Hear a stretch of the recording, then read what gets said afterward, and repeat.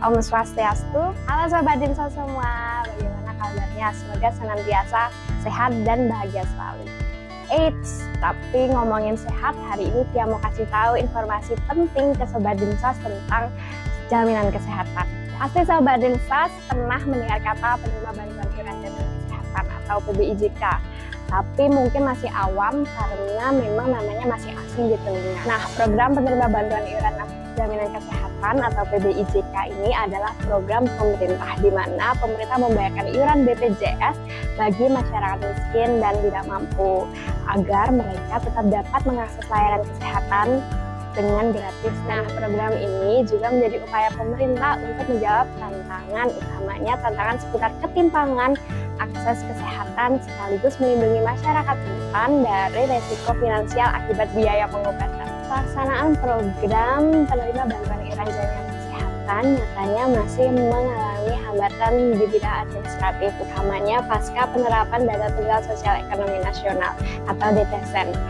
Pemutahiran data menggunakan DTSN ini nyatanya masih menimbulkan adanya exclusion error atau kondisi di mana masyarakat yang sebenarnya masih layak secara sosial dan ekonomi namun terhapus dari daftar penerima bantuan sosial. Akibatnya, banyak masyarakat rentan dan miskin yang secara tiba-tiba mengalami penonaktifan padahal masih mengakses layanan kesehatan rutin setiap bulannya dan secara sosial ekonominya masih layak untuk diberi bantuan sosial.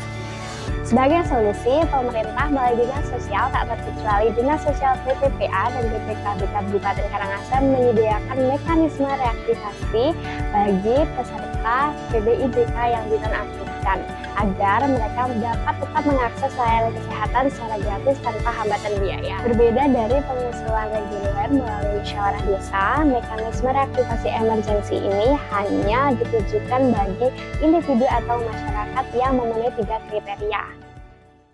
Kriteria yang pertama di mana berdasarkan hasil verifikasi dan validasi data dari desa yang bersangkutan masih termasuk dari kelompok masyarakat miskin dan rentan sehingga layak dibantu untuk bantuan sosialnya. Kriteria kedua adalah berada dalam kondisi yang mendesak di mana menderita penyakit kronis, katastrofik atau darurat medis yang mengancam jiwanya sehingga harus segera mendapatkan layanan kesehatan. Dan yang ketiga adalah masuk dalam periode penghapusan sejak periode bulan Mei 2025.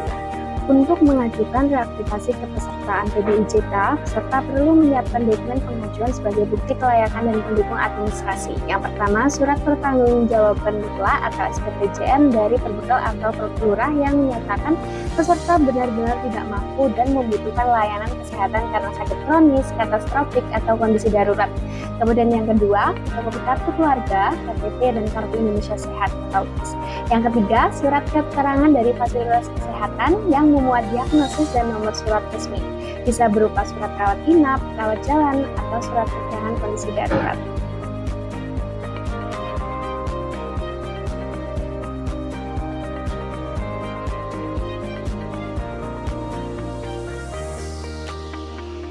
Setelah mendapatkan SPTJM, warga melengkapi dokumen pengajuan dan membawa berkas dokumen ke Dinas Sosial. Yang bisa dibantu? Ini mau ngurus reaktivasi. Yang cek dulu kelengkapannya ya. Petugas akan melakukan verifikasi administratif dan pengecekan NIK melalui Sistem Informasi Kesejahteraan Sosial Next Generation atau 6NG.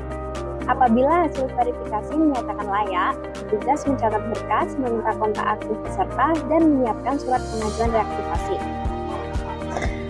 Ibu, ada nomor telepon yang bisa kami hubungi? Kan? Berapa nih, Kak? 081 338 55 2616. Niki persyaratannya sampun lengkap. Kami proses dulu. Silakan ditunggu Ibu. Nggih, sukses. Mas, Niki untuk berkasnya sudah lengkap, mohon diproses ya. Mohon ditunggu dulu ya, Bu. Nggih, makasih.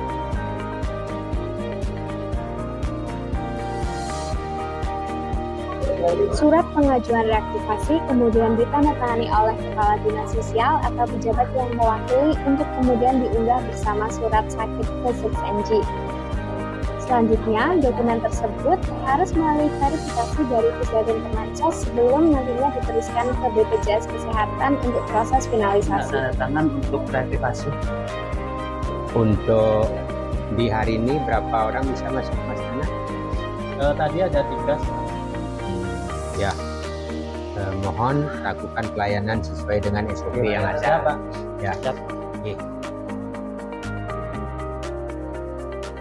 Mengantre dan menunggu. Ya, Tapi kalau dari segi kegiatan,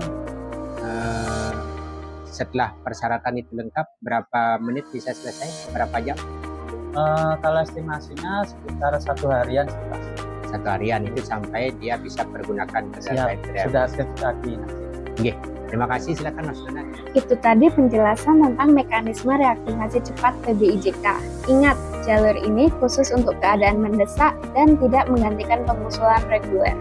Selama syaratnya terpenuhi dan dokumennya lengkap, prosesnya jadi mudah, cepat, dan tanpa biaya. Yuk bantu sebarkan informasi ini ke keluarga dan tetangga yang membutuhkan. Jangan lupa juga scan barcode di video ini untuk mengecek keaktifan BPJS Sobat Dinso semua.